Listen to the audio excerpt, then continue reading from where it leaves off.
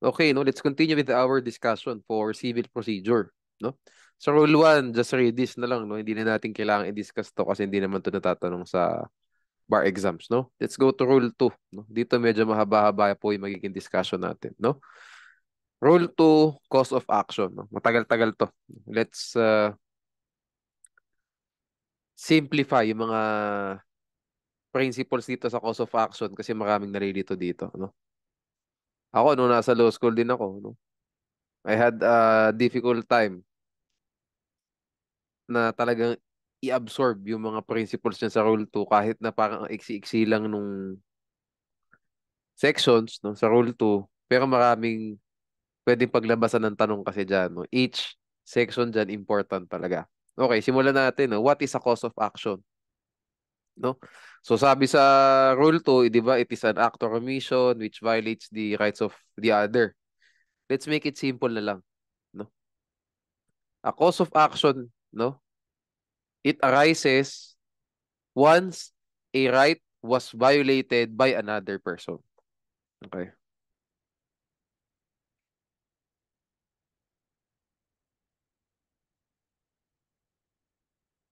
Ayan. Once a right was violated by another person. Okay. If one act violates multiple rights, there are multiple causes of action. And if multiple acts violate violated one right, there is only one cause of action. In short, one right violated, one cause of action. Two rights violated, two causes of action. Punta tayo sa examples ngayon para mabigyan natin kayo ng ano no, ng illustration. Para mabigyan natin ng proper context yung right, act or omission, and so on. Okay. Mr. A bumped the car of Mr. B, causing physical injuries to Mr. B's person and damages to Mr. B's car. Okay, so nagkaroon ng physical injury si B, nasira din yung kanyang kotse. How many causes of action are there? Okay, how many causes of action are there? No? There are two causes of action. There are two causes of action. Why? Because multiple rights of B were violated, such as the right to be safe in his person and his property right doon sa kotse niya. Di ba, na-damage yung kotse, no? Okay. So, kumuha tayo ngayon ng another example, no? Next example natin, kinuha natin sa kaso naman, no? In the case of City of Bacolod versus San Miguel Brewery, no? When a passenger of a common carrier is injured in a collision with another vehicle due to the negligence of both drivers of both vehicles, no? Yan po yung yan yung factual circumstance natin, no? Ayan. Ayan. How many causes of action are there, no? In such a case, no?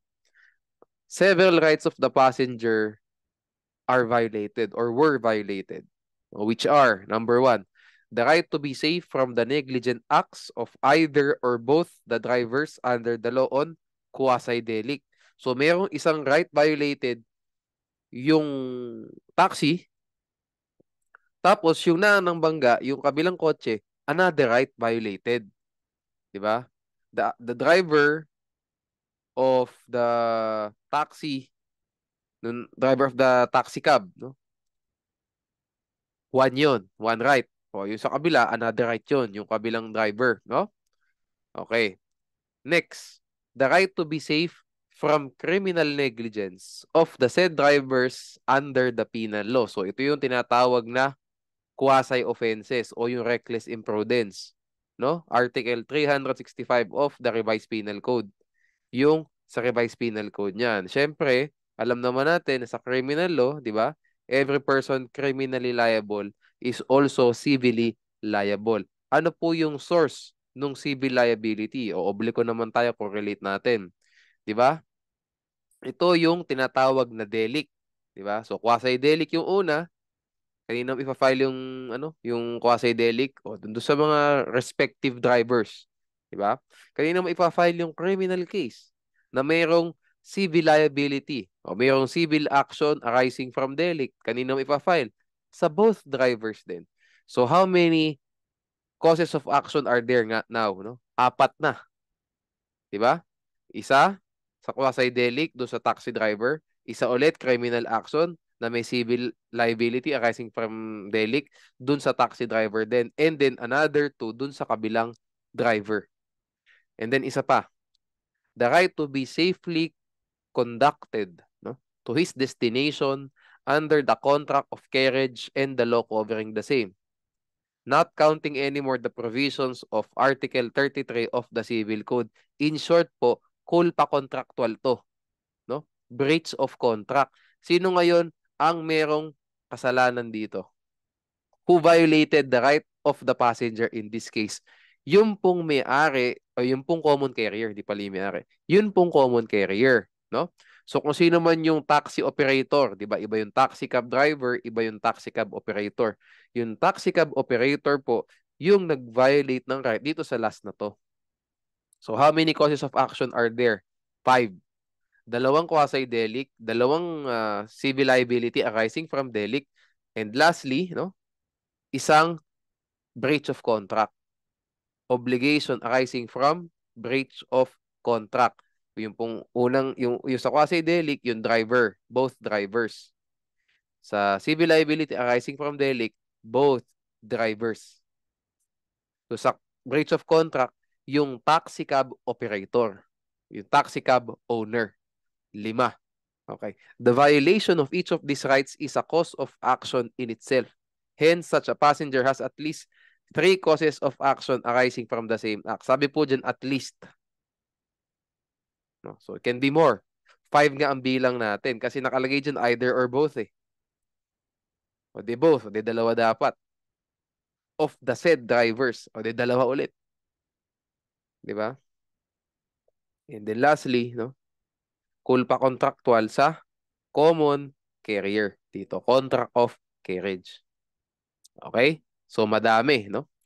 Yan po yung kaso ng City of Bacolod versus San Miguel Brewery, 1969 case. O ngayon, attorney, ano po ang pinagkaiba ng mga quasi-delict, civil liability arising from delict, breach of contract, dun sa mga moral damages, exemplary damages, actual damages, no, yung mga loss of earning capacity, attorney's fees, ano po ang pinagkaiba nun dito sa quasi-delict na yan?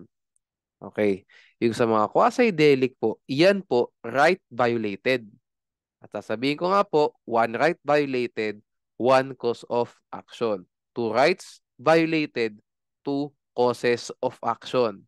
Pero kahit po 10, ang tawag, yun po yan, no? Rights yan. Okay, ulitin natin. Quasi-delict, rights. Yung pong mga moral damages, exemplary damages, reliefs po ang tawag dyan. Pag naging lawyer na po kayo, no, makikita nyo sa pleading, ito yung nasa dulong part, prayer. 500,000 moral, 500,000 exemplary, and so on and so forth. Relief po yan. There can be one cause of action, and this one cause of action, merong several reliefs. Example, di ba itong sa driver, no? Sabihin natin yung driver na lang ng taxi cab. No? Yung driver ng taxi, o pinailan siya ng quasi-delict nung ating passenger. One cause of action yon.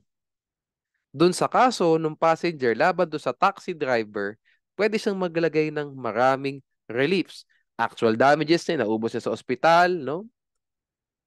Kung napilayan siya or whatever, or hindi na-invalido siya, loss of earning capacity, hindi niya na siya makapagtrabaho, pwedeng moral damages, pwedeng exemplary, and so on and so forth. May attorney's fees pa sa litigation expenses, no? Ganun po. No? One cause of action kasi one right violated but several reliefs arose. Okay, other examples natin dito. Mr. A forcibly entered the real property of Mr. B. How many causes of action does Mr. B have? How many reliefs does he have? Mr. B has one cause of action against Mr. A since only his property right was violated. However, he has multiple reliefs, no, against Mr. A, such as recovery of possession, recovery of unpaid rent, and damages. Di ba? Okay. Kasi pag ang isang tao po, no, brief background tayo for special proceeding. Pag ang isang tao nag-forcibly enter sa property ng another, yung tagal niya, sabihin natin, 6 months siyang nag-entry dito. No 6 months lang at saka nakapag-file ng kaso at saka siya napaalis nitong rightful possessor, nung lawful possessor. Yung pong 6 months na stay niya na yun, magbabayad siya ng unpaid rent for that. Why? Kasi ni-use niya yung property. Diba? Kaya may unpaid rent din. Okay. Anyway, later on na lang yung further discussion natin dyan sa Rule 70, no? Special civil action, no? Next, Mr. A occupied a parcel of land which was allegedly untitled. Later, Mr. A was able to obtain a title to the land under his name. Okay? Hanggang natin later. Okay. Ayan. Later, Mr. B filed two actions against him, no? Which are, number one, action for reconveyance of property and action for ejectment. Okay. Mr. B filed the first action because he alleged that he has an original title. He has an original title of the parcel of land. Meanwhile, he filed the second action because Mr. A has no right to enter into the property that he owns. So in short, he has the right to possess the same. Did Mr. B split a single cause of action? So ibig ko sabihin dito, how many causes of action does Mr. B have? Meron siyang multiple causes of action.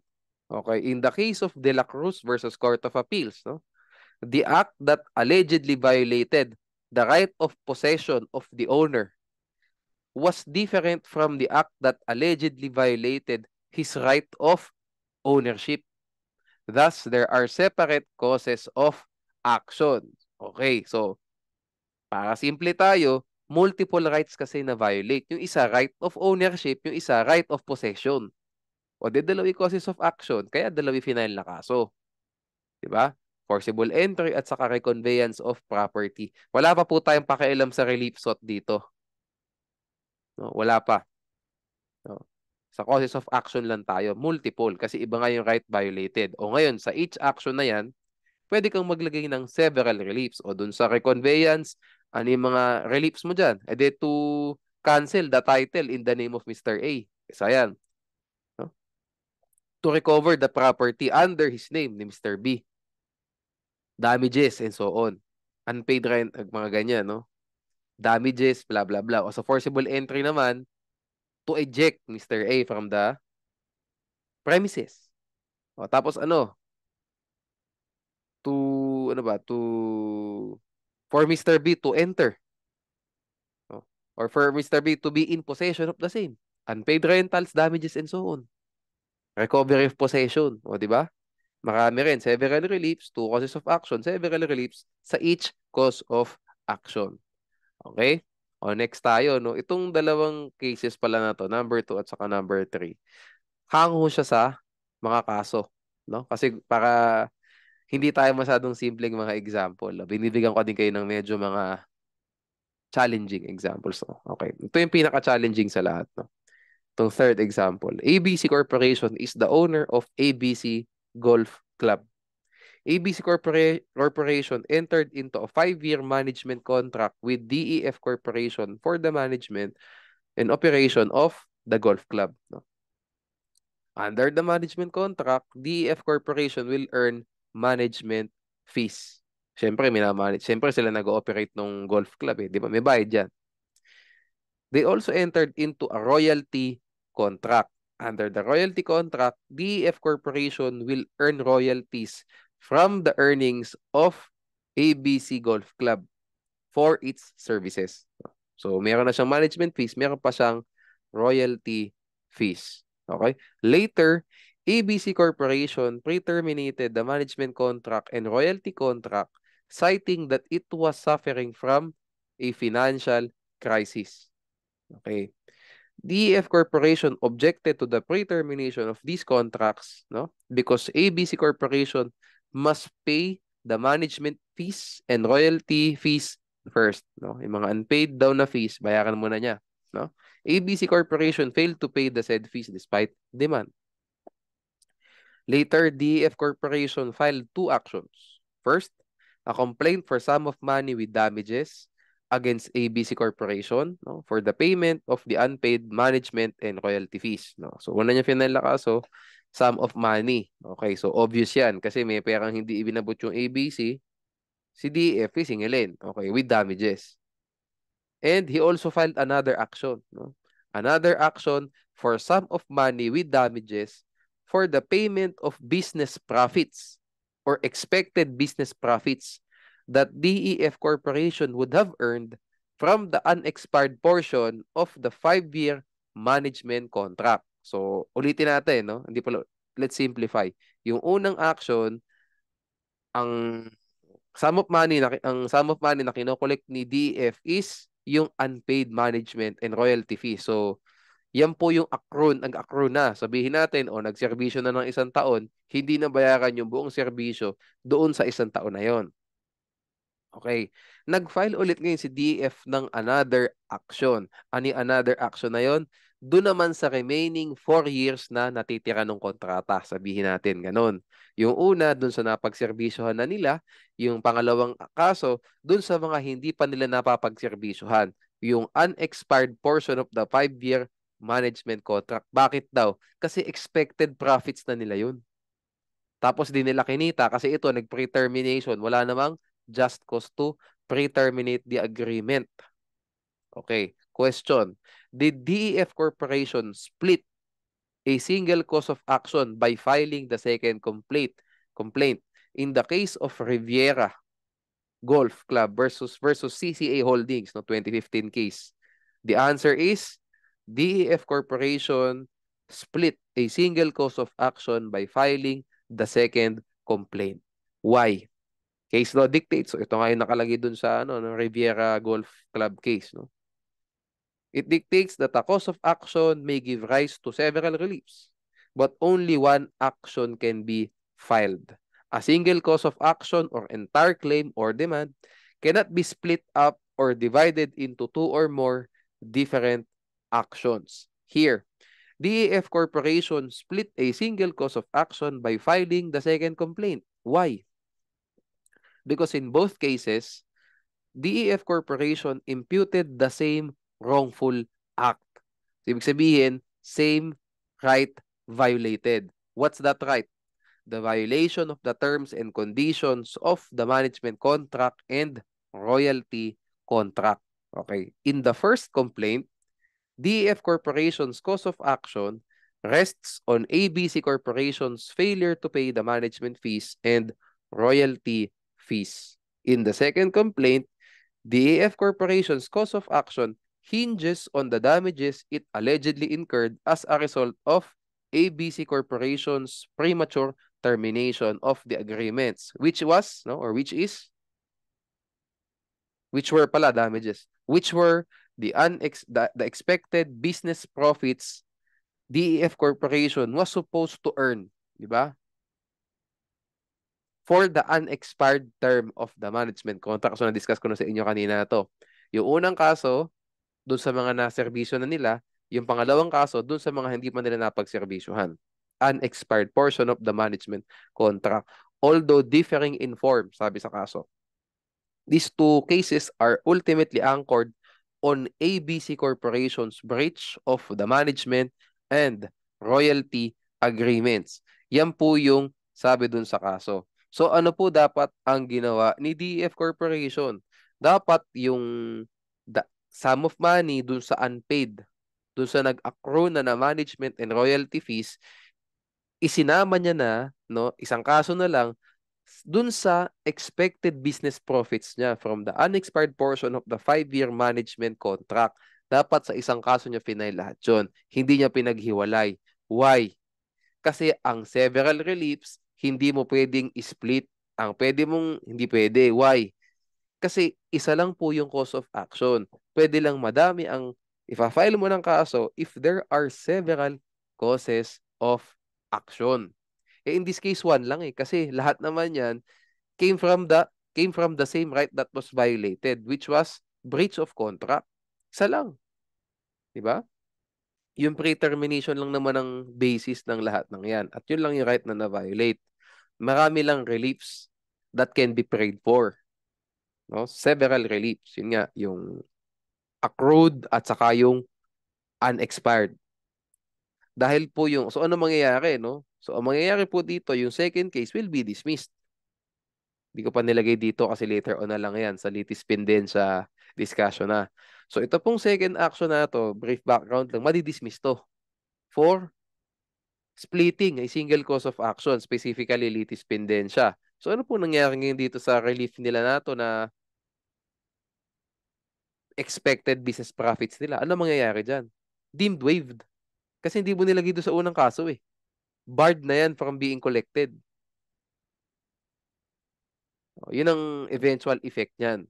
Pero hindi nyo na kailangan sabihin sa bar yun. Sabihin nyo na lang, the second complaint will be dismissed because it constituted a splitting of a single cause of action. Hindi nyo na kailangan sabihin yun sa waiver side na yun. No? Masyado nang malalim. Pero yun ang eventual result niyan. No? Okay. Again, tandaan nyo. So, ibig mo sabihin, hindi, ibig sabihin natin, may actual damages, may moral damages, may exemplary damages. Hindi pwedeng isang kaso, actual damages. Pangalawang kaso, moral. Pangatlong kaso, exemplary. Hindi pwede yun. Isang kaso lang, tapos several reliefs, ipasok mo lahat doon. Pag di mo na ipasok doon, yung lahat ng mga reliefs mo, waive na yun. Why? Kasi hindi ka na pwede mag-file ng another kasi that's the same cause of action. Sana malinaw. No? Next tayo, no? One cause of action may also give rise to alternative relief, remedies or reliefs. Ito, several reliefs na concurrent, no? Ito isa naman alternative. So pag concurrent, pwedeng patong-patong, di ba? Itong alternative, one or the other. Okay. Example, Mr. A obtained a loan from Mr. B which was secured by a mortgage contract. Basic to, no? Sana alam nating lahat na ito example na to kasi ito gamit na gamit to sa law school, no? In case Mr. A fails to pay the loan upon demand, how many causes of action are there? Mr. B only has one cause of action against Mr. A since only one right was violated. What's that? What's that right? Right of Mr. B to be paid upon demand. Isa lang eh. Diba? Isang right lang yung na-violate. What are the possible remedies of Mr. B against Mr. A? In order to satisfy his claims, Mr. B has two possible remedies, which are collection of sum of money, and judicial foreclosure of mortgage. Concurrent ba to or alternative? Sabi po sa kaso, Makilag versus Martinez, no? Alternative in nature. Why? Because Mr. B only has one cause of action. No? Thus, Mr. B can only file one action to satisfy his claims. No?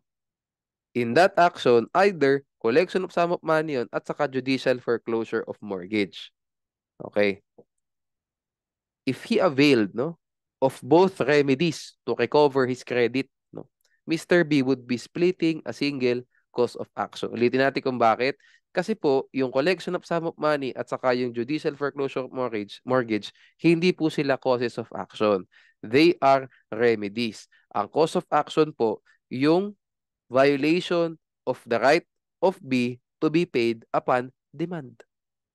Same right violated. Okay?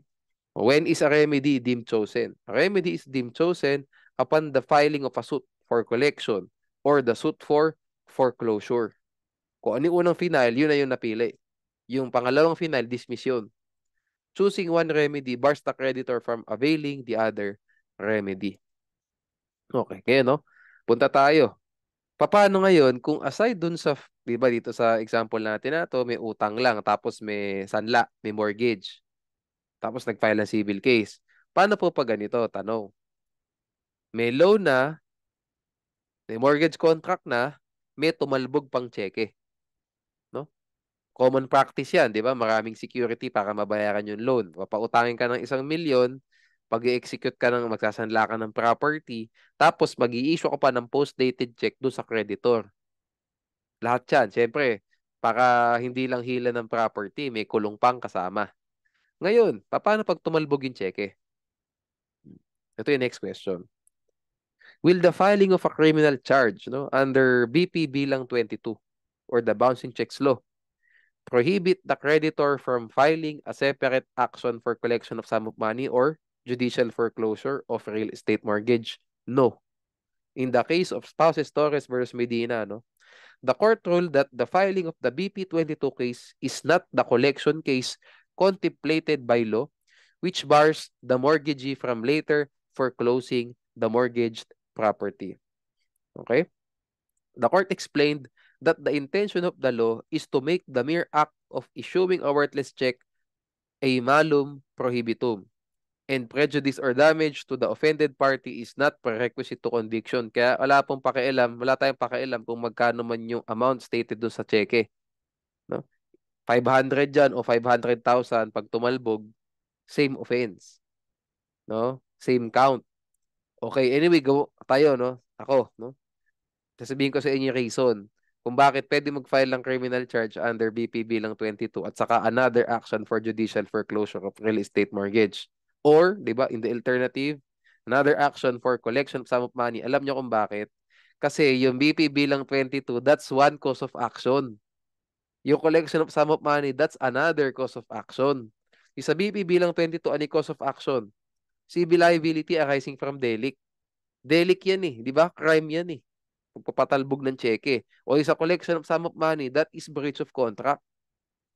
That's another right violated. So there are two causes of action, kaya po hindi barred. Pwede ka mag-file ng bouncing checks law violation, tapos mag-file ka ng civil suit mo or foreclosure. Kasi different yung causes of action. Di ba? Kung ako sasagot, I want to answer it in a, ano ba? Mas textbook, no? Mas codal way. Yun ang sagot ko. Ito kasi more on ano to eh, jurisprudence, no? Yung mga ganitong dialogue, di ba? Jurisprudence nagsabi, no? Pero kung gusto nyo no mas parang mas naka-pattern, yan, sa babasahin nyo kasi syempre ang main material nating lahat is codal, no? Kung gusto nyo naka-pattern talaga siya sa frame of mind nyo, yun ang sagot nyo yung sa akin. Kasi very textbook siya, very codal siya. Okay? Next tayo, no? Contracts with numerous stipulations, no? So the general rule is a contract embraces only one cause of action because it can only be violated once despite having several stipulations. So we have how many examples here? Two, no?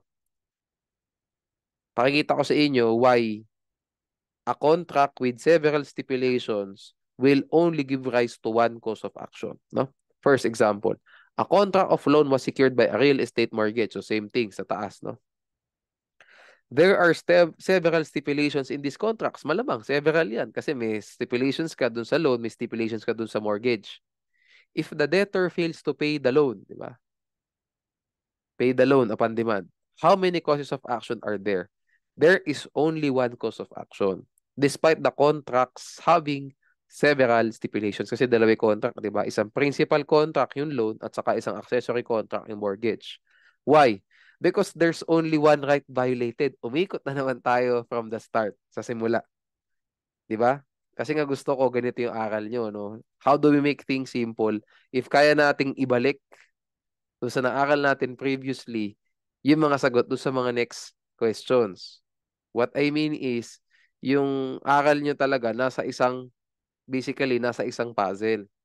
No? Walang masyadong scattered na, okay, dito, this is how you address this. O ito, this is how you address this. Ayoko kasi ng ganun kasi kalat. Like ito, di ba, meron sa Supreme Court. Di ba, may sinabi silang way of answering. Ito nga yung doctrine. Pero sabi ko nga sa inyo, let's answer it using yung caudal. Kasi gusto ko nga mas maganda ang rehistro kung meron kang chain of thought, no? Duktong-duktong, hindi yung fragmented na, okay, dito, if ito natanong, this how I address the issue. Pag ito natanong, this how I address the issue. Mahirap yan kasi nakaka-clutter ng isip. Masyadong maraming kailangang tandaan. Ang gusto ko talaga, when you answer, talaga babalik ka sa caudal kasi that's how you form, ano ba, parang medyo mas predictable, no? Kasi meron kang buo, no? Buo yung thought process mo lagi. Like ito, di ba? Ito, ang tinatakil natin dito sa topic na to, contracts with numerous stipulations. O but as a general rule, one lang ang cause of action. Kasi nga, one right was only violated. Di ba? In a contract of loan with real estate mortgage. What's that right violated? Eh di yung right of the creditor to be paid upon demand. Umikot na naman ulit. Ito pong mga ganitong a contract embraces only one cause of action because it can only be violated once despite having several stipulations. Ito, madalas na mga dialogue sa cases.